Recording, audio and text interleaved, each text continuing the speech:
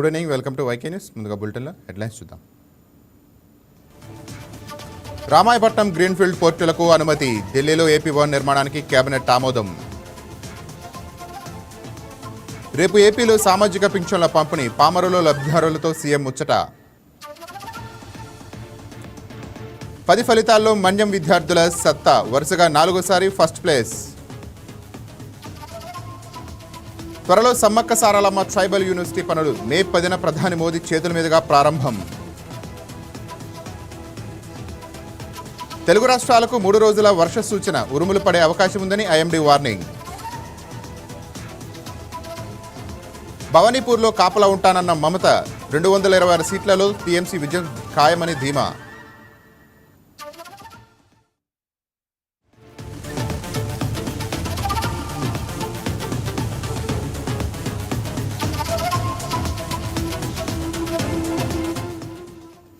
రెడ్డిగా business reformer of the year 2025 award వచ్చినందుకు మంత్రులు, CS, DGP, సెక్రటరీలు, హెచ్ఓడీలు ముఖ్యమంత్రి చంద్రబాబును ఆత్మీయ విందు ఇచ్చారు.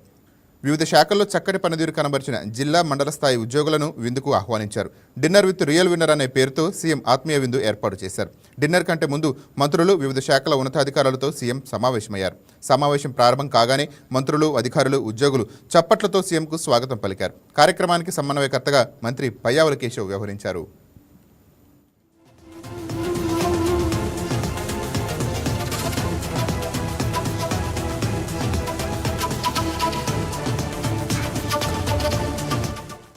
Business reformer of the year award రావడానికి టీం ఏపీ పనితీరే కారణమని చంద్రబాబు వ్యాఖ్యానించారు. మంత్రులు, అధికారులు, ఉద్యోగులే రియల్ విన్నర్స్ అని చెప్పారు. రాష్ట్ర విభజన, గత ప్రభుత్వంలో జరిగిన పరిణామాలను సమావేశంలో ఆర్థిక మంత్రి పయ్యావుల కేశవ్ వివరించారు. సంస్కరణలు ఏవి చంద్రబాబు డిఎన్ఏలను ఉన్నాయని పయ్యావుల అన్నారు. విద్యుత్, ఓపెన్ స్కై పాలసీ, టెలికాం రంగం, ఐటీ, డ్రిప్ ఇరిగేషన్, పీపీపీ వంటి రంగాల్లో ఉమ్మడి రాష్ట్రంలో ఉన్నప్పుడే సంస్కరణలు తెచ్చారని అన్నారు. రానున్న రోజుల్లో ప్రభుత్వ పరంగా చేపట్టాల్సిన కార్యక్రమాలు, చేర్చుకోవాల్సిన లక్ష్యాలు, అనుసరించాల్సిన వ్యూహాలు, విధానాలపై సమావేశంలో చర్చించారు. టీం ఏపీ కృషితోనే business reform of the year 2025 award వచ్చిందని సీఎం చంద్రబాబు అన్నారు. మంత్రులు, అధికారులు, ఉద్యోగులే రియల్ విన్నర్స్ అని తెలిపారు. భవిష్యత్తు లక్ష్యాలపై సీఎం అధికారులకు దిశానిర్దేశం చేశారు. రాష్ట్ర అభివృద్ధి వ్యూహాలపై మంత్రులు, అధికారులతో సీఎం చర్చించారు. విభజన నుంచి అభివృద్ధి వరకు ఈ సమావేశంలో కీలక చర్చలు జరిగాయి.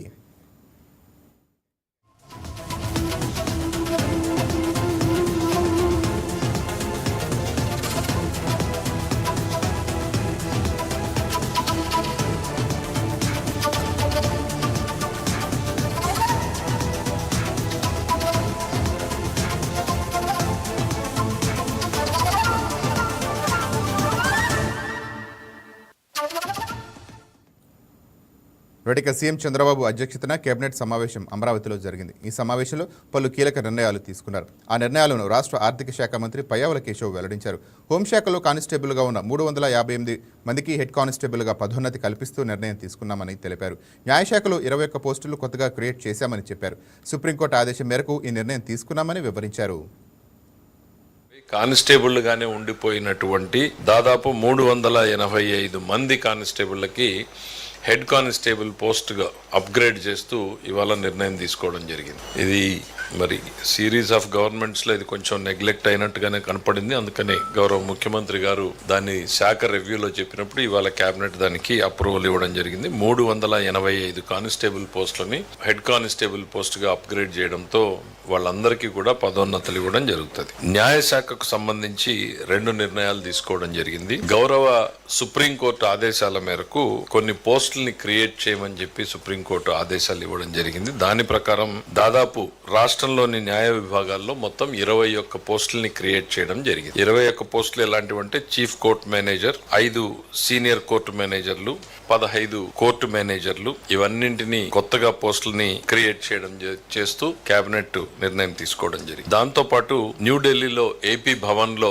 మనకి అడ్వకేట్ ఆన్ రికార్డ్ కార్యాలయంలో ఆఫీస్ మేనేజర్ పోస్ట్ అనేటువంటిది ఒకటి కొత్తగా క్రియేట్ చేయడం జరిగింది. ఇక పంచాయతీరాజ్ గ్రామీణాభివృద్ధి శాఖకు సంబంధించి ఒక 20 పోస్టులు అన్యూటిలైజ్డ్ గా ఉన్నటువంటి 20 పోస్టులని సప్రెస్ చేస్తూ నూతనంగా అవసరం ఉన్న చోట, ప్రధానంగా రీసెర్చ్ సంస్థల్లో అవసరం ఉన్న చోట 20 కొత్త పోస్టులని క్రియేట్ చేస్తూ నిర్ణయం తీసుకోవడం జరిగింది. దాని డీటెయిల్స్ కూడా మీకు ఇవ్వడం జరుగుతుంది. దెన్ ఇండస్ట్రీస్ అండ్ ఇన్ఫ్రాస్ట్రక్చర్ కి సంబంధించి రామాయపట్నం పోర్టుకు సంబంధించి ఈపీసీ విధానంలో మనం గ్రీన్ ఫీల్డ్ పోర్టు నిర్మాణం చేస్తున్నప్పుడు గతంలో ఇచ్చినటువంటి శాంక్షన్ల అమౌంట్ లోనే విత్ ఇన్ ది లిమిట్ కొన్ని అదనంగా ఇవ్వాల్సినటువంటి పరిస్థితులు వచ్చినాయి. ఎందుకు అనంటే ఎన్విరాన్మెంటల్ ఇంపాక్ట్ అసెస్మెంట్ చేసినప్పుడు వారు కొన్ని సూచించారు. మనం ఎక్కడైతే డ్రెడ్జింగ్ చేస్తున్నామో, డ్రెడ్జింగ్ చేసిన మట్టిని ఇసుకని వేయాలనుకుంటున్నామో అక్కడికి కాకుండా అదనంగా ఇంకా కొద్దిగా దూరంగా వేయాలి. ఇక్కడ 20 మీటర్లే లోతుంది సముద్రం, అక్కడికి వెళ్తే 30 మీటర్ల వరకు ఉంటుంది. సో భవిష్యత్తులో అది తిరిగి వచ్చే అవకాశం ఉండదు అని సూచించడం మూలన ఆ ఎక్స్ట్రా డిస్టెన్స్ పోవడం జరుగుతోంది. అట్లానే అక్కడ ఉన్నటువంటి సాయిల్ క్వాలిటీ కూడా డిఫరెన్స్. ఈ 2 కారణాల చేత దాదాపు అదనంగా 354 కోట్ల రూపాయల అదనపు భారం పడతా ఉంది. దానికి కూడా అనుమతిస్తూ తీసుకోవడం జరిగింది. అయితే టోటల్ ప్రాజెక్ట్ కాస్ట్ లో మాత్రం మార్పు లేదు. అందులోనే ఈ అమౌంట్ అడ్జస్ట్ అవ్వడం జరుగుతూ ఉంది. మీకు డీటెయిల్ నోట్స్ ఇస్తాం. 354 కోట్ల 23,81,192 అంత డీటెయిల్ ఇస్తాం. అగ్రికల్చర్ అండ్ కోఆపరేషన్ కి సంబంధించి మార్క్ ఫెడ్ ఎన్డీసీసీ నుంచి 1800 కోట్లు ఫ్రెష్ వర్కింగ్ క్యాపిటల్ లోన్ తీసుకోవడం కోసం, గవర్నమెంట్ గ్యారంటీ కోసం ఇవాళ కేబినెట్ అప్రూవల్ ఇవ్వడం జరిగింది. R&Bకి సంబంధించి కీలకమైనటువంటిది కేంద్రంలో మనకు ఉన్నటువంటి ఏపీ భవన్ గా ఇప్పటిదాకా మనం పరిగణ తీసుకోబడుతున్న దగ్గర 11.53 ఎకరాలు. మీ అందరికీ తెలుసు, మనకి ఉమ్మడి ఆంధ్రప్రదేశ్ నుంచి వచ్చిన భూమిని మనం తెలంగాణ ఇక రాష్ట్రంలోని విద్యారంగంలో విప్లవాత్మక మార్పులు రావాలని సీఎం చంద్రబాబు ఆకాంక్షించారు. కోర్సుల ఫోర్కాస్టింగ్ జరగాలని ఉన్నతాధికారులకు ఆయన స్పష్టం చేశారు. ప్రపంచ స్థాయి యూనివర్సిటీలతో రాష్ట్రంలోని విశ్వవిద్యాలయాలు పోటీ పడేలా చర్యలు తీసుకోవాలని వారిని సీఎం చంద్రబాబు ఆదేశించారు. అమరావతిలోని సచివాలయంలో పాఠశాల, ఇంటర్, ఉన్నత విద్యా తదితర శాఖలపై సీఎం చంద్రబాబు నాయుడు సమీక్ష నిర్వహించారు. రీసెర్చ్, ఇన్నోవేషన్, స్టార్టప్లను ప్రోత్సహించేలా విద్యా వ్యవస్థలో వస్తున్న మార్పులను అందిపుచ్చుకోవాలని ఉన్నతాధికారులకు సీఎం దిశానిర్దేశం చేశారు. Quantum technology course Andhra university ప్రారంభించిందన్న విషయాన్ని ఈ సందర్భంగా ఆయన గుర్తు చేశారు. ఈ కోర్సును ప్రారంభించిన ఆంధ్ర యూనివర్సిటీని సీఎం చంద్రబాబు అభినందించారు. ఈ సమీక్షలో ఐటీ, విద్యాశాఖ మంత్రి నారా లోకేష్, విద్యాశాఖ ఉన్నతాధికారులు పాల్గొన్నారు.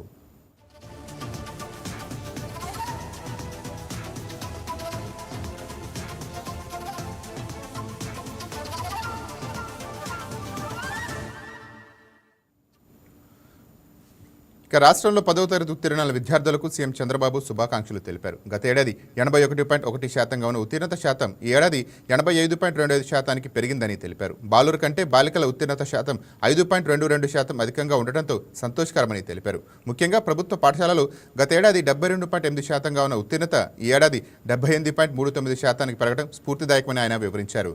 విద్యాశాఖ రూపొందించిన 100 రోజుల ప్రణాళికతో ఈ ఉత్తమ ఫలితాలను సాధించడం ప్రశంసనీయమని సీఎం చంద్రబాబు చెప్పారు. అందుకు మంత్రి లోకేష్తో సహా ఆ శాఖ అధికారులు, టీచర్లు, సిబ్బందిని అభినందిస్తున్నానని తెలిపారు. పిల్లల్లో నైతిక విలువల పెంపుతో పాటు సమగ్ర విద్యా వికాసానికి విద్యాశాఖ చేస్తున్న కృషిని మరింత ముందుకు తీసుకువెళ్లాలని కోరుతున్నానని సీఎం చంద్రబాబు పేర్కొన్నారు.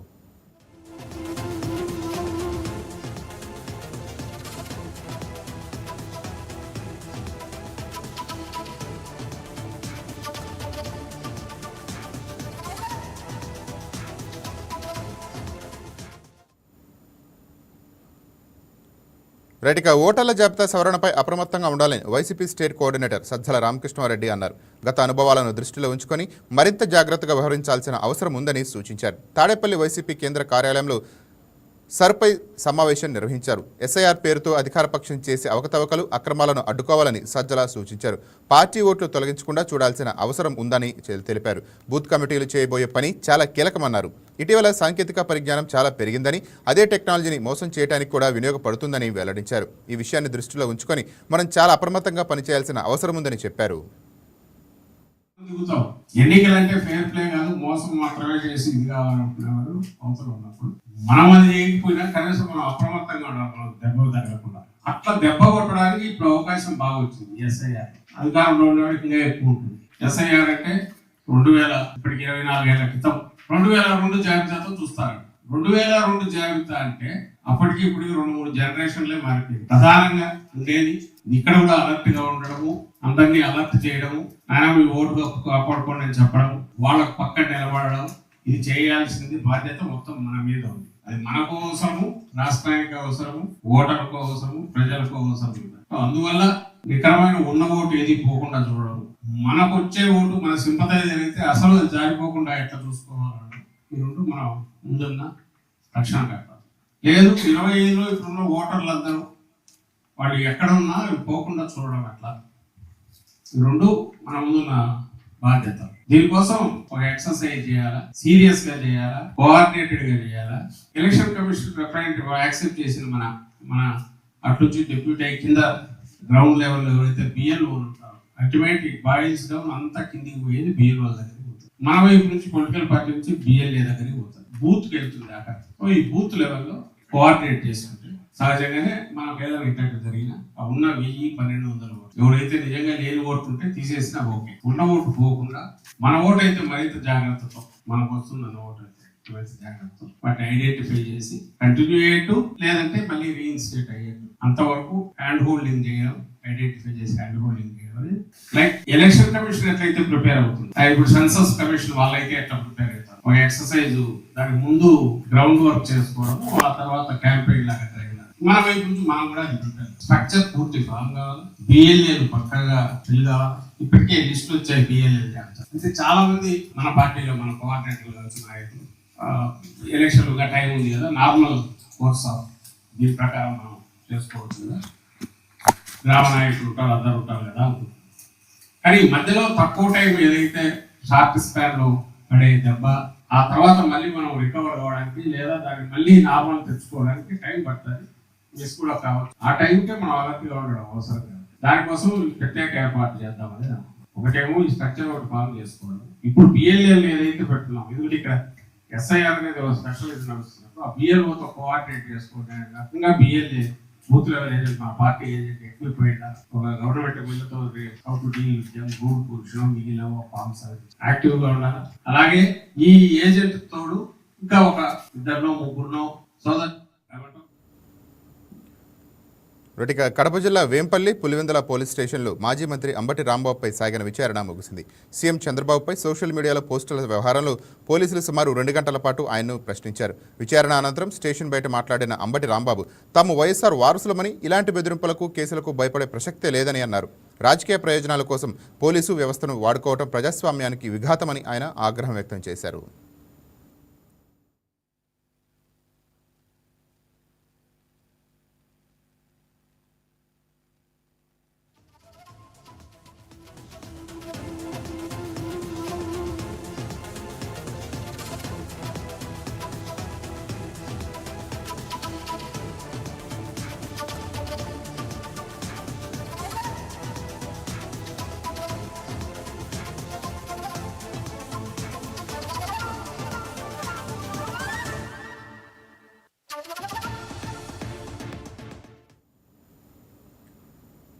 రొటిక విద్యుత్ రంగం బలోపేతంతోనే గ్రామీణ అభివృద్ధి సాధ్యమని ఎమ్మెల్యే కోళ్ల లలితా కుమారి అన్నారు. విజయనగరం జిల్లా కొత్తవలస మండలంలో పర్యటించిన ఎమ్మెల్యే లలితా కుమారి విద్యుత్ సబ్స్టేషన్ను ప్రారంభించారు. ఎన్నికల్లో ఇచ్చిన ప్రతి హామీని తమ ప్రభుత్వం నెరవేరుస్తుందని అన్నారు. అర్ధనపాలెంలోని 2.69 కోట్ల రూపాయలతో సబ్స్టేషన్ను నిర్మించారు. ఈ సబ్స్టేషన్తో చుట్టుపక్కల గ్రామాల్లో లో వోల్టేజ్ సమస్యలకు పరిష్కారం లభిస్తుందని అన్నారు. రైతులు, గృహ వినియోగదారులకు నాణ్యమైన విద్యుత్ సరఫరా జరుగుతుందని తెలిపారు. విజనరీ నాయకులు అంటే ఉదాహరణ ఇదే. ఇవాళ ఎక్కడ కూడా దేవుడి దయ వల్ల ఇంత మంచి ఎండాకాలం వచ్చినా సరే ఒక 5 నిమిషాలు 10 నిమిషాలు బ్రేక్ అవుతుంది, కానీ ఎక్కడ కరెంట్ ఆగిపోయిందనే మాట రాలేదు. మన ఎస్సీ గారు ఇందాక వివరించినట్లు చిన్న చిన్న ట్రాన్స్ఫార్మర్స్ ఎక్కడైనా రిపేర్స్ వస్తే వేస్తున్నారు, లైన్లు వేస్తున్నారు, లూజ్ ఫ్యాన్స్ వేస్తున్నారు, డ్యామేజ్ పోల్స్ వేస్తున్నారు. ఇవాళ ఒకటి కాదు, ఎవరికైనా కళాలకో లేకపోతే దేవాలయాలకు సంబంధించి కరెంట్ సప్లై తల్లికి అక్కడ భగవంతులకు ఇవ్వగలుగుతున్నాం.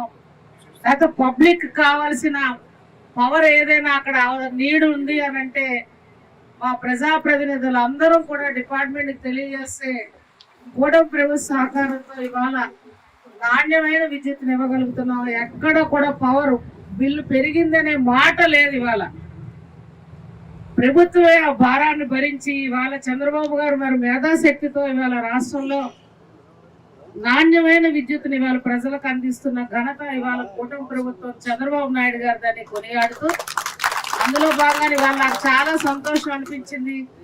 సైట్ నేను వెంటనే మనకి గవర్నమెంట్ వచ్చి మళ్ళా నేను ఎమ్మెల్యే అయ్యి వెంటనే అమ్మ చిన్న చిన్న సైట్లు ఇవ్వకండి, పెద్ద సైట్ ఇవ్వండి అంటే 50 సెంట్ల స్థలం చూసి ఆ రోజు ఇక్కడ అద్దాల పొలంలో మనం ఇచ్చాం. ఫుల్ ఫ్లెడ్జ్డ్ గా కాన్స్టిట్యున్సీ అంతటికి, అంటే నా హయాంలో ఇది 3వసారి ఎమ్మెల్యేలో కొన్ని సబ్స్టేషన్స్ ఓపెనింగ్ చేశాను, కానీ ఇంత పీస్ఫుల్ గా ఇంత లాంటి ప్లేస్ ఉన్న సైట్ అయితే ఎక్కడ లేదు. ఇది వాళ్ళు మనకే దక్కింది. కొత్తవలస మండలం దేవుడి దయ వల్ల ఇక్కడ 1-2 కంపెనీలు కూడా ఆనుకొని పెద్ద కంపెనీ ఉన్నాయి, చిన్న కంపెనీలు ఉన్నాయి, వాటికి కూడా పవర్ ప్లాంట్లు ఉన్నాయి. మన ప్రభుత్వం దగ్గర నుంచి వచ్చే పవర్ ప్రజలకు అందజేయడంలో ఇవాళ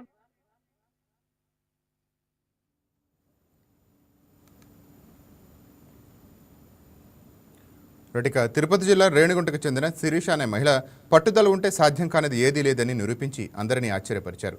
చదువుకోవటానికి ఏజ్ జస్ట్ నెంబర్ మాత్రమేనని నిరూపిస్తూ ఆమె తన కొడుకుతో కలిసి 10వ తరగతి పరీక్షలకు హాజరై ఘన విజయం సాధించారు. బుగ్గవేటికి చెందిన శిరీష ప్రస్తుతం బ్యూటీ పార్లర్ నిర్వహిస్తున్నారు. అయితే తన వృత్తిలో భాగంగా మరికొన్ని అడ్వాన్స్డ్ కోర్సులు నేర్చుకోవాలని ఆమె భావించారు. అందుకు 10వ తరగతి ఉత్తీర్ణత తప్పనిసరి తెలిసింది. దీంతో వెనకడుగు వేయకుండా తన కుమారుడు 10వ తరగతి చదువుతుండడంతో తాను కూడా పరీక్షలు రాయాలని నిర్ణయించుకున్నారు. కుటుంబ బాధ్యతలు నిర్వహిస్తూనే కుమారుడితో కలిసి పట్టుదలతో చదివి పరీక్షలు రాసిన శిరీష 365 మార్కులు సాధించి ఉత్తీర్ణురాలు అయ్యారు. కష్టపడితే సాధించలేనిదేదీ లేదని ఈ తల్లి మరోసారి లోకానికి చాటి చెప్పింది. ప్రస్తుతం ఆమె సాధించిన విజయంపై స్థానికులు నుంచి పెద్ద ఎత్తున ప్రశంసలు వెల్లువెత్తుతున్నాయి. నా పేరు శిరీష, మా అబ్బాయి శ్రీహర్ష. మేమిద్దరం ఈ ఇయర్ 10th క్లాస్ పరీక్షలు రాయడం జరిగింది. ఇద్దరం పాస్ అయ్యాము. ఇద్దరం కలిసి రాసినందుకు చాలా సంతోషంగా ఉంది. అదే చాలా సంతోషంగా ఉందండి. నేను 20 years తర్వాత మళ్ళీ స్టార్ట్ చేశాను చదవడము. ఎందుకంటే నాకు బ్యూటీ పార్లర్ ఉంది. నేను బ్యూటీ కోర్సెస్ లో అడ్వాన్స్ కోర్సెస్ కోసం ముందుకు వెళ్ళాలంటే నాకు 10th అవసరం ఉంది. కాబట్టి నేను మళ్ళీ స్టార్ట్ చేసి ఇప్పుడు ఇయర్ రాసి మా అబ్బాయితో పాటు కలిసి రాసి ఇద్దరం పాస్ అయ్యామనేసి చాలా సంతోషంగా ఉన్నాం. నాకు 365 వచ్చాయి అవుట్ ఆఫ్ 500కి. మా అబ్బాయికి 505 వచ్చాయి అవుట్ ఆఫ్ 600కి. ఇద్దరిలో ఎవరికి ఎక్కువ మార్కులు వచ్చాయి? చదువు విషయంలో మీరు ఎలా ఉంటారు? ఇద్దరిలో ఎక్కువ మార్కులు ఏంటంటే బాబుకే వాడికే రావాలని నేను ఎప్పుడు కోరుకుంటాను. మార్నింగ్ రిజల్ట్స్ కూడా ఫస్ట్ వాడివే చూశాను. నాకు బాబుకు మంచి మార్క్స్ వచ్చాయని చాలా సంతోషంగా ఉంది. నాకు చాలా ఎందుకంటే నేను ఇక్కడ పార్లర్ చూసుకొని ఇంట్లో చూసుకొని పిల్లల్ని చూసుకొని నేను ఈవినింగ్ వెళ్ళి ఏదో 1 గంట అరగంట చదువుకుంటున్నానంటే జస్ట్ పాస్ అయితే చాలానే చదువుకున్నాను. పాస్ అయ్యాను. నాకు అదే సంతోషంగా ఉంది. ఏమైనా డౌట్స్ ఉంటే ఎలా క్లియర్?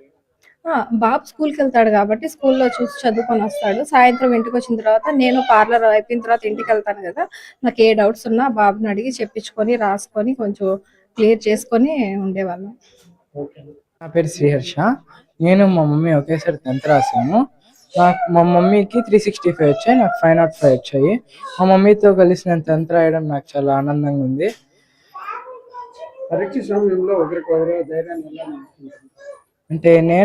అంటే మా ఇంట్లో అందరం ఫ్యామిలీ లా కాకుండా ఫ్రెండ్స్ లాగా ఉంటాము. అంటే ఒకరికొకరు సపోర్టింగ్ ఇచ్చుకుంటూ అలాగే మమ్మీ అంటే స్కూల్కి వెళ్ళేసి వస్తాను కాబట్టి మమ్మీ పార్లర్ చూసుకొని ఇంటికి వచ్చిన తర్వాత మమ్మీకి కొన్ని డౌట్స్ చెప్తా ఉంటాను. మ్యాథ్స్లో అలాగా ఎన్నిట్లో ఎన్ని ఉంటాయి, వెయిటేజ్ ఎలా ఉంటుంది, చాప్టర్స్ ఏమేమి చదువుకోవాలి అని చెప్తా ఉంటాను, ఇంపార్టెంట్ క్వశ్చన్స్ అలాంటివి.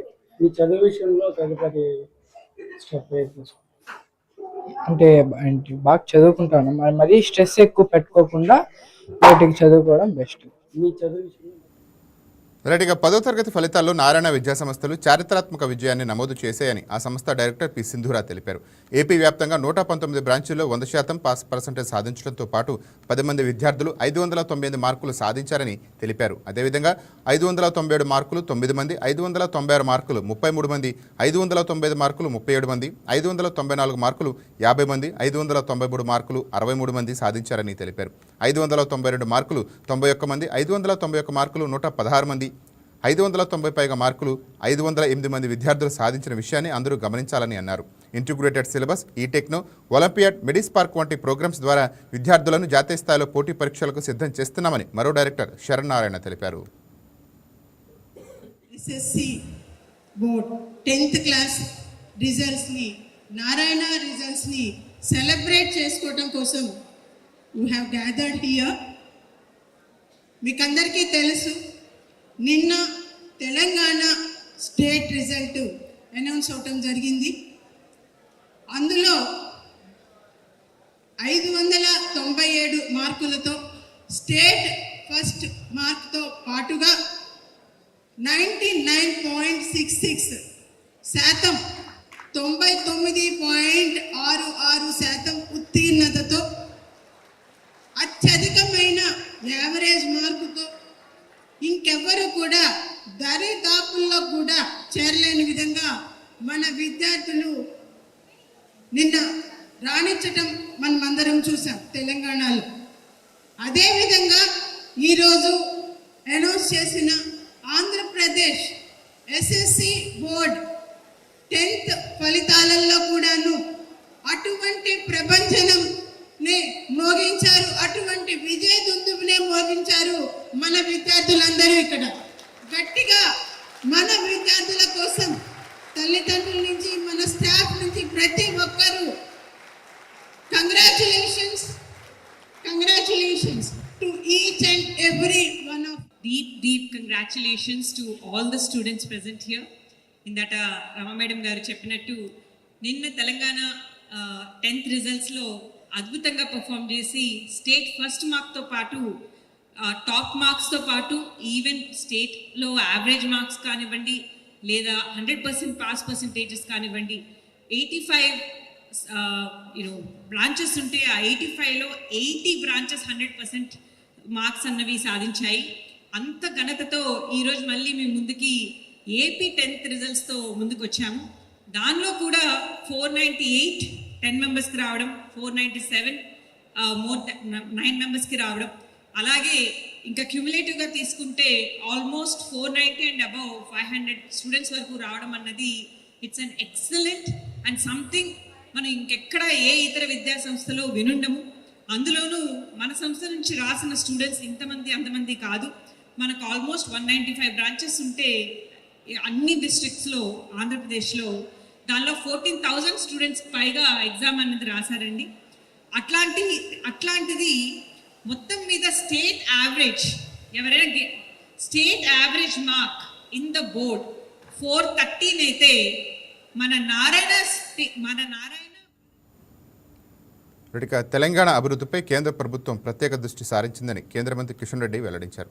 భారత ప్రధాని నరేంద్ర మోదీ మే 10న తెలంగాణలో పర్యటిస్తున్నట్టు ఆయన తెలిపారు. ప్రధానిగా మూడోసారి బాధ్యతలు చేపట్టిన తర్వాత మోదీ తెలంగాణకు రావడం ఇదే తొలిసారి కావడంతో ఈ పర్యటనపై రాజకీయంగా పరిపాలనా పరంగా ప్రాధాన్యత సంతరించుకుంది. ఈ పర్యటనలో భాగంగా రాష్ట్ర వ్యాప్తంగా దాదాపు 7,823 కోట్ల విలువైన పలు అభివృద్ధి పనులకు ప్రధాని శంకుస్థాపనలు ప్రారంభోత్సవాలు చేస్తారని కిషన్ రెడ్డి తెలిపారు. ప్రధానమంత్రి శ్రీ నరేంద్ర మోడీ గారు ఈ నెల 10వ తేదీ ఆదివారం సాయంకాలం 4 గంటలకు మన తెలంగాణకు వస్తా ఉన్నారు. పార్లమెంట్ ఎన్నికల తర్వాత శ్రీ నరేంద్ర మోడీ గారు మూడోసారిగా దేశ ప్రజల ఆశీస్సులతో పదవి బాధ్యతలు చేపట్టిన తర్వాత మొదటిసారి వారు హైదరాబాద్ నగరానికి వస్తా ఉన్నారు, తెలంగాణకు వస్తా ఉన్నారు. గత పార్లమెంట్ ఎన్నికల్లో తెలంగాణ ప్రజలు పెద్ద ఎత్తున భారతీయ జనతా పార్టీని ఆశీర్వదించిన విషయము, సగం సీట్లు మోడీ గారి నాయకత్వంలో బీజేపీని గెలిపించిన విషయము, పెద్ద ఎత్తున ఓట్ల శాతం కూడా అన్ని గ్రామాలలో అన్ని జిల్లాలలో పెరిగిన విషయం మీకు అందరికీ తెలుసు. ఆ తర్వాత వారు ఈ మే 10వ తేదీ నాడు ఎన్నికల సభ అయినటువంటి ఎల్బీ స్టేడియంలో జరిగినటువంటి సభ తర్వాత వారు 10వ తేదీ మన హైదరాబాద్ సిటీకి వస్తా ఉన్నారు. మీకు అందరికీ తెలుసు ఆ తర్వాత పార్లమెంట్ ఎన్నికలు కాగానే భారతీయ జనతా పార్టీ సభ్యత్వ సేకరణ జరగడము, పెద్ద ఎత్తున సుమారు 40 లక్షల మంది సభ్యత్వం తెలంగాణలో పెరగడము, ఆ తర్వాత పోలింగ్ బూత్ స్థాయి పార్టీ కమిటీలు, ఆ తర్వాత క్రియాశీలక సభ్యత్వము, మండల కమిటీలు, జిల్లా కమిటీలు, రాష్ట్ర కమిటీ ఏర్పాటు చేయడము, ఈ మధ్యలోనే పట్టభద్రుల నియోజకవర్గానికి సంబంధించినటువంటి ఎన్నికలు జరగడము, అందులో ఒక టీచర్ స్థానము, ఒక గ్రాడ్యుయేట్ స్థానము భారతీయ జనతా పార్టీ కొత్తగా ఉత్తర తెలంగాణకు సంబంధించి గెలుపొందిన విషయం కూడా మీకు అందరికీ తెలుసు. అనేక కారణాల కారణంగా వారి ప్రోగ్రామ్స్ వాయిదా పడింది. ఇప్పుడు వారు 10th నాడు వచ్చిన తర్వాత 7,823 కోట్లు 7,823 crores సంబంధించినటువంటి అభివృద్ధి కార్యక్రమాలకు వారు ప్రారంభోత్సవం చేయడం కొన్ని, తెలంగాణ ప్రజలకు డెడికేట్ చేయడం, 2 రకాలుగా ఈ కార్యక్రమాలు ఉన్నాయి. ఎందుకంటే ఈరోజు తెలంగాణలో అనేక రకాల కేంద్ర ప్రభుత్వ ఆధ్వర్యంలో కూడా పథకాలు జరుగుతా ఉన్నాయి, అభివృద్ధి కార్యక్రమాలు జరుగుతా ఉన్నాయి. సుమారు 80 కోట్లకు పైగా జాతీయ రహదారుల నిర్మాణంలో ఉన్నాయి. మళ్ళీ త్వరలోనే ఢిల్లీలో మీటింగ్ ఉంది, అందులో కొత్త ప్రాజెక్ట్స్ ఏం తీసుకోవాలో కూడా నిర్ణయిస్తాం. అదేవిధంగా మరొక 85,000 కోట్ల రూపాయల రైల్వే ప్రాజెక్ట్స్ నిర్మాణంలో ఉన్నాయి. రైల్వేకి సంబంధించి రైల్ మ్యానుఫ్యాక్చరింగ్ యూనిట్ ఆల్మోస్ట్ 90% నిర్మాణ పనులు పూర్తయినాయి. అందుకే ఆ యొక్క ప్రాజెక్ట్ ఇంకా 10% ఉంది కాబట్టి పూర్తి స్థాయిలో ట్రయల్ జరగాలి కాబట్టి ఆగి ఉంచాం. దాంట్లో ఏ రకంగా ఆపరేట్ చేయాలా, ఏ రకంగా ఎంప్లాయ్మెంట్ జనరేషన్ పెంచాలనే దాంట్లోనే ఇంకా చర్చలు జరుగుతా ఉన్నాయి. పరిశ్రమ మాత్రం నిర్మాణం జరుగుతా ఉంది. అది కాకుండా హైదరాబాద్ నుంచి యాదగిరి గుట్ట వరకు MMTS సంబంధించినటువంటి ప్రాజెక్టు కూడా. ఇక మే 4న బెంగాల్ అసెంబ్లీ ఎన్నికల ఓట్ల లెక్కింపు నేపథ్యంలో ఆ రాష్ట్ర సీఎం మమతా బెనర్జీ టీఎంసీ కార్యకర్తలకు దిశానిర్దేశం చేశారు. కౌంటింగ్ రోజున అవసరమైతే తన నియోజకవర్గం భవానీపూర్లో కాపలా కాస్తానని అన్నారు. మిగిలిన టీఎంసీ కార్యకర్తలు రాష్ట్రమంతటా ఓట్ల లెక్కింపును పర్యవేక్షించాలని దిశానిర్దేశం చేశారు. 24 గంటల నిఘా ఉంచాలని తెలిపారు. ఎన్నికల సర్వేల అంచనాలను ఆమె తోసిపుచ్చారు. తమ పార్టీ 226 సీట్లు మార్కును దాటి ఘన విజయం సాధిస్తుందని నొక్కి చెప్పారు. সংযত থাকবেন, দিদির প্রতি ভরসা রাখুন, বাংলার মানুষের প্রতি ভরসা রাখুন। আমাদের মামাটি মানুষের সরকারই আমরা গঠন করছি এবং করব। নিশ্চিন্তে থাকুন, নিশ্চিন্তে শান্তভাবে সংযতভাবে থাকুন। ওরা হামলা করলেও আপনারা এক্ষুনি হামলাতে যাবেন না। আমি জানি কালো বেহালাতে অনেক মারধর করেছে, রাতের বেলায় অনেক জায়গায় অত্যাচার করেছে। ভাঙড়ে আমার কর্মীদের যেভাবে পেটানো হয়েছে, রক্তাক্ত করা হয়েছে, এর জবাব ওদের দিতেই হবে আগামী দিন। এর জন্য আমরা ব্যবস্থা করব। আপনাদের আইন হাতে তুলে নেওয়ার দরকার নেই। আর আমি প্রশাসনকেও বলবো, অনেক খেল আপনারা দেখিয়েছেন বিজেপির কথায়, দয়া করে কাউন্টিংয়ে আমাদের ছেলে মেয়েদের গায়ে বা মানুষের গায়ে বা কোনো রাজনৈতিক দলের গায়ে হাত দেওয়ার চেষ্টা করবেন না। অনেক পিটিয়েছেন, আর নয়, অনেক হয়েছে, আর না। বাংলা আপনাদের নয়, বাংলার মামাটি মানুষ বাংলার দখলে। বাংলারা বহিরাগতদের সমর্থন করে না। বিজেপির নিজস্ব এজেন্ট নেই কোনো বুথে, সেই জন্য বিজেপি কি করেছে, সেন্ট্রাল ফোর্সকে কাজে লাগিয়ে ওরা ওদের এজেন্ট হিসেবে কাজ করেছে এবং অমিত শাহ ডাইরেক্ট ইন্টারফেয়ারেন্সে। এটা করা যায় না। এবং প্রধানমন্ত্রী কালকে 4:30টার সময় ভোট চলাকালীন বললেন কি করে, টোটাল বাংলাটা ওনার, উনি বাংলাকে চেনেন, বাংলার মাটি চেনেন, রবীন্দ্র নজরুলকে চেনেন, নেতাজিকে চেনেন, গান্ধীজিকে চেনেন, রাজা রামমোহন রায়, বিদ্যাসাগরদের চেনেন, কাউকে চেনে না। শুধুমাত্র কানে কানে কথা বলো আর মিথ্যে কথা বলে যাও, অপপ্রচার করে যাও। টাকার ভান্ডার নিয়ে কাউকে কাউকে খামে করে 3,000 টাকা করে দিয়েছে, তাই সে খবরও আমার আছে। আর ভান্ডারের নামে টাকা দিয়েছে, যারা টাকা নিয়েছেন তারা খুব ভুল করেছেন। তবু মনে রাখবেন, আমরা নিশ্চয়ই আপনাদের ভুল বুঝব না। ভোট ঝাঁপিয়ে দিয়ে থাকুন, অর্থের বিনিময়ে ভোট দেওয়াটা ঠিক নয়, কিন্তু আমার বিশ্বাস আছে আপনারা সঠিক দায়িত্ব পালন করেছেন। আগামী দিন আপনাদের অধিকার। ఇక ఎగ్జిట్ పోల్స్తో తమిళ పాలిటిక్స్ హీటెక్కాయి. ఫలితాలపై విజయ ప్రభావం ఉంటుందన్న అంచనాలతో ఒకసారిగా వాతావరణం మారిపోయింది. ఇప్పటికే విజయ్తో పాటు అన్నా డీఎంకే నేతలు టచ్లోకి వెళ్లారు. డీఎంకే ముఖ్య నేతలతో సీఎం స్టాలిన్ సమావేశం నిర్వహించారు. అప్రమత్తమైన దళపతి టీవీకే కీలక నేతలు అభ్యర్థులతో కీలక సమావేశం నిర్వహించారు. దానిపై చర్చించారు. మే 4న మీకోసం వేచి ఉంటానని అభ్యర్థులతో విజయ్ అన్నారు. గెలిచిన అభ్యర్థులు వెంటనే పార్టీ ఆఫీసుకు చేరుకోవాలని సూచించారు. రాత్రి ఏ సమయమైనా పైన అరకు రావాలని ఆదేశించారు. తమిళ ప్రజల కోసం ఏం చేయాలో అప్పుడు చెబుతానని టీవీకే విజయ్ అన్నారు.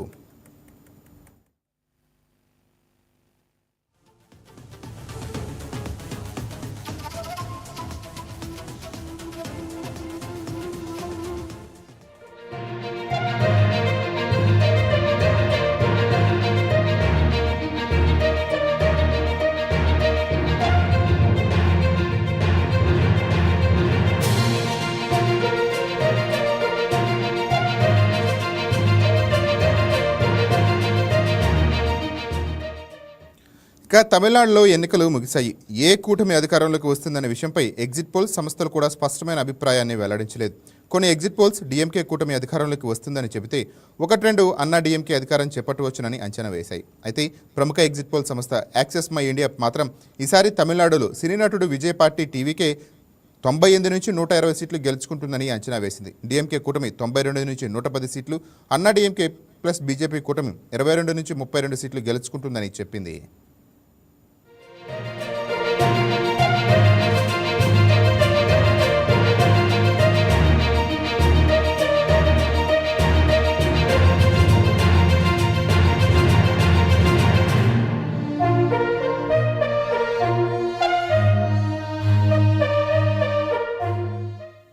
ఈ నేపథ్యంలో తమిళనాడులో రాజకీయ పరిణామాలు చోటు చేసుకుంటున్నాయి. విజయ్ కింగ్ లేదా కింగ్ మేకర్గా నిలిచే అవకాశం ఉండటంతో అన్నాడీఎంకే విజయ్ పార్టీతో టచ్లోకి వెళ్ళినట్టు తెలుస్తోంది.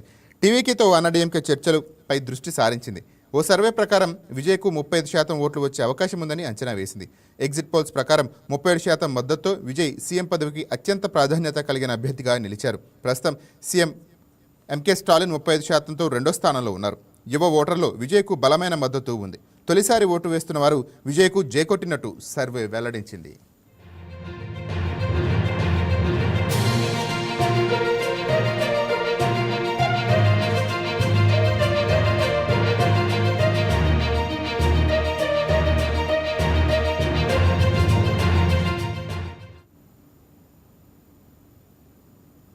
టీవీ అప్డేట్స్ చూస్తున్నాను వైకే న్యూస్. ఇది తెలుగువారి గుండె చప్పుడు.